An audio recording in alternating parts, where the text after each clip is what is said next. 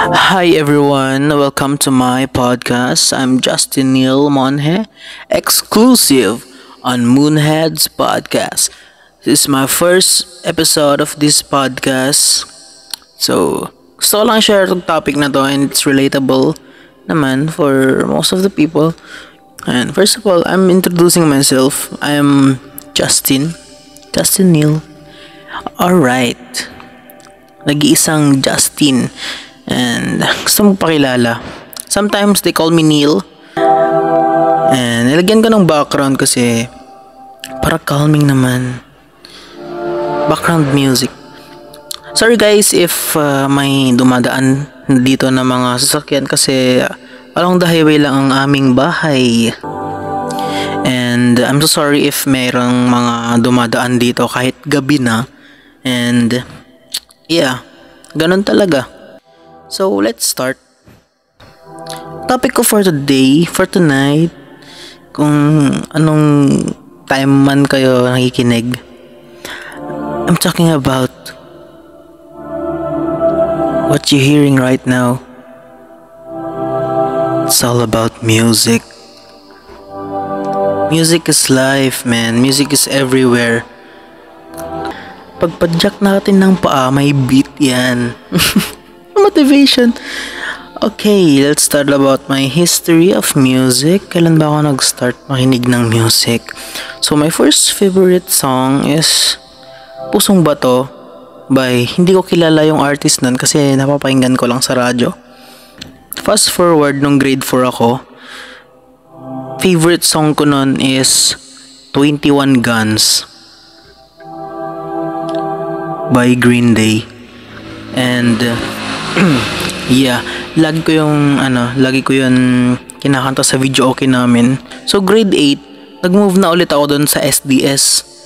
Tumira ako doon ng isang taon na which is lonely lang ako doon. Wala akong kasama sa bahay kasi my parents are nasa ibang bansa. Kasama nila yung kapatid kong babae na maliit pa. Music is my comfort. Parang naging comfort ko siya para makalimutan yung mga bagay-bagay na hindi dapat inaalala. Like, meron yung time na naging sad ako. So, I lay down on my bed, listening to music, forget about things what happened. And so, 1 year akong nandun and it's really hard for me. I got bullied. Binubully ako nila nun. So, I'm so sad noon. Talagang malungkot ako. And talagang kaibigan ko lang noon is music. And sa SDS kasi doon ako nagkatropa. Dito sa Alcala, wala akong masyadong tropa dito eh. I have a friend there na nung grade 8 ako is I think mga 3rd year or 4th year college siya noon. And he introduced me to some other type of genre. And he introduced me to Blink 182. Ayan, sila yung mga nagsalba ng buhay ko, yung mga bandang yan, mga Blink, yan, mga Simple Plan, Sum 41, Metallica, mga rock bands. Nangalan natin siyang Thunder. Si Thunder kasi yun yung parang best friend ko noon, kahit matanda. Di naman sa matanda, no? Parang he introduced me to this kind of music na it kinda changed my life. Tapos yung perspective ko. Ang genre ko ngayon is mixed. Madami akong genre ngayon. Talagang mahilig ako sa music. Mostly metal, OPM, punk, pop punk, rock. Hindi ako masyado sa pop eh. Yan. Yung family ko, madami akong family na mahilig sa music, which is marami sila na taga Manila sila. Parang ganun, mostly. Wow. Mostly taga Manila sila and there are my influences. And yeah, whenever I go to Manila, may mga friends ako na madaming music May mga kilala akong madaming music sa phone. So, I need to fill my phone na madaming music. Nagpapa-bluetooth ako sa kanila kasi noon, uso ang bluetooth noon sa mga music noon. Kasi di pa ako marunong mag-Spotify noon. So, ayun. Pag nagbabiyahe ako, di ako makabiyahe nang walang music sa tenga ko, nang walang earphones. And ayun, short story lang. May mga family ko doon sa Manila, talagang mahilig sila sa music. Whenever I go there, napapatugtog sila ng mga may Chemical Romance, Incubus, halo-halo, may Chris Brown pa ata, Taylor Swift. So 2014 yun circa 2014, which is 10 years.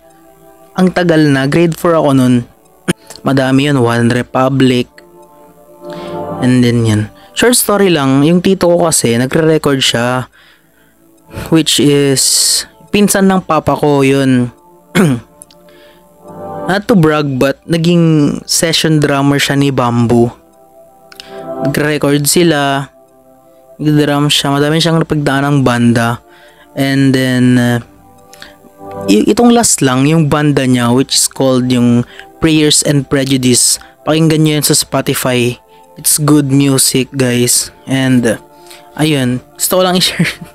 Fast forward, ngayon, mga year 2018, sa 2018 kasi, may time na pumunta akong Manila. And sabi ko sa parents ko, Ma, Pa, gusto mo pabili ng gitara. And pumayag naman sila.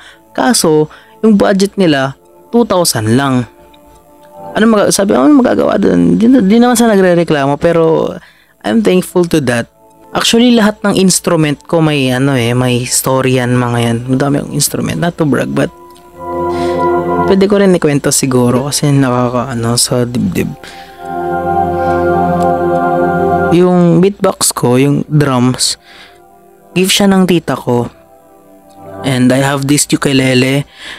That time, 2017 or 18, nagka-cancer yung kapatid ng lola ko, which is lola ko din. And before she passed away, she gave me money. Binigyan ako ng pera bago umalis sa Manila, bago umuwi dito sa La Union. And she gave me money. And sabi ko, saan ko gagastusin tong pera na to? And gusto ko siyang ipunin. So, hindi ko na plan na yan. Ang ginawa ko, bumili ako ng ukulele. Which is yung ukulele na yun, naging parang trademark siya na, sabihin na lang natin, yung ukulele na yun, parang alaala ng lola ko namatay. Yun yung second instrument ko, yung ukulele. May third instrument, which is yung gitara na nirequest ko sa parents ko. Yun, which is 2,200. Nabili namin siya sa Quiapo, which is sobrang mura niya, guys. Which is a classical guitar siya na hindi branded. So, it's okay lang naman kasi for beginners. Doon ako natuto hanggang fast forward, na ganyan. Nagkaroon ako ng first band. No? 2019, which is 1 year after natuto ako ng gitara. So, I have this first band. Ang name ng band namin nun is Algorithm ata, I think, or Signos. Ayan, sumali kaming Battle of the Bands, ganyan. After a few years, meron naman akong bagong band na naman, which is yung Random Tunes. Doon ko na-experience mag-gig. Nagigig kami, ganyan, mga birthdays, parties. And ayun, that's music, guys. Sabi nga ng tita ko, wala kang mapapala dyan sa mga gigs na yan. Si tito mo nga, sabi niya, si tita dito, si tita. Sabi niya, si tito mo nga, nag-college siya. Tapos finokus niya yung pagbabanda niya. Wala siyang napala, sabi niya. Hindi, sabi ko, hindi ko naman full time tong music na to, sabi ko. And then, ayun, after a few a few years, parang hindi naman sa nag-boom. I mean, madaming gigs na dumating sa amin, which is thank God. Meron yung time na binigyan ko siya ng pera, pati yung lola ko binigyan ko ng money na galing sa gig. So, yan, sige, gig ka lang, sabi nila. Which is, yun, sobrang hanga ako sa sarili ko nun. And that's my band experience. Favorite song ba? Naging favorite song ko yung Bohemian Rhapsody by Queen. Ayan, Queen. That's my most favorite band in the world. Queen, Nirvana, which is nandito si Kurt Cobain, may poster ako dito sa pader niya. Ayan. About sa gitara, madami yung experience about pag-gitara eh. Thunder, siya yung unang nagturo sa akin na mag-gitara. Which is, hindi lahat ng part ng gitara tinuro niya. Which is, parang 20% siya nagturo, 80% YouTube. Parang self-taught lang, and then courageous sa mga iba't ibang friends, iba't ibang bands. And, yeah. Ano experience ko about music? About gigs naman, for now, kasi nung grade 12 ako, talagang madaming gigs nun kasi may bago akong banda nun, which is the Moonheads Band. Unintentionally, yung band name namin, nabuo siya dun sa may Nalvo, sa may bahay na bato. Dun kami nagpa-practice. Kasi yung friend namin, yung tatay niya, siya yung may-ari ng bahay na bato. Which is, gusto naming ipangalan yung band namin sa Luna. Moon. Luna. In Spanish, moon. Basta, you get that.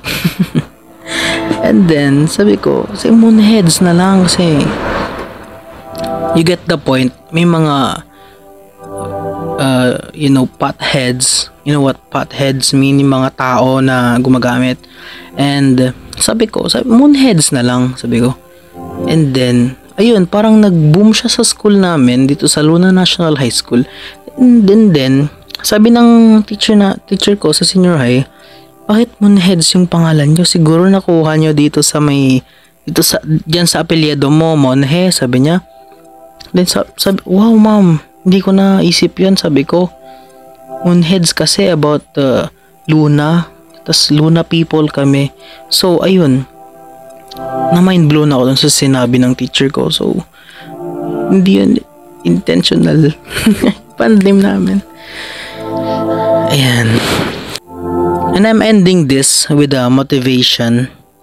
Naniniwala din ako sa law of attraction, which is nung nag-i-start pa ako mag-guitar, iniisip ko nung una, gusto ko mag-perform sa big stages, gigs, sa maraming tao. Gusto ko may pakita yung talent ko. And attracting it helps you from achieving it. And ayan, motivation yun sa mga gustong mag-gitara. Practice a lot. Ayun, huwag kayong mag-give up. Huwag nyo gagawin yan. It's never been an option ang mag-give up. And syempre, put God first sa lahat ng mga gagawin nyo. And wag mo nga hayaan yung mga taong nasa baba, yung mga tumulong sa'yo, ganyan. Mostly, believe in yourself. Most importantly, believe in yourself. Mostly, believe in yourself. Pray to God. Kasi I'm very thankful to God. Binigyan niya ako ng gift. That's it for this episode. Thank you for listening to Moonheads Podcast. Alright. And see you in the next episode. Thank you guys. I'm sorry about that. Mostly.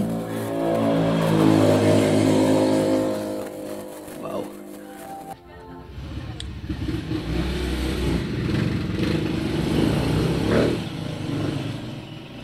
Ayan.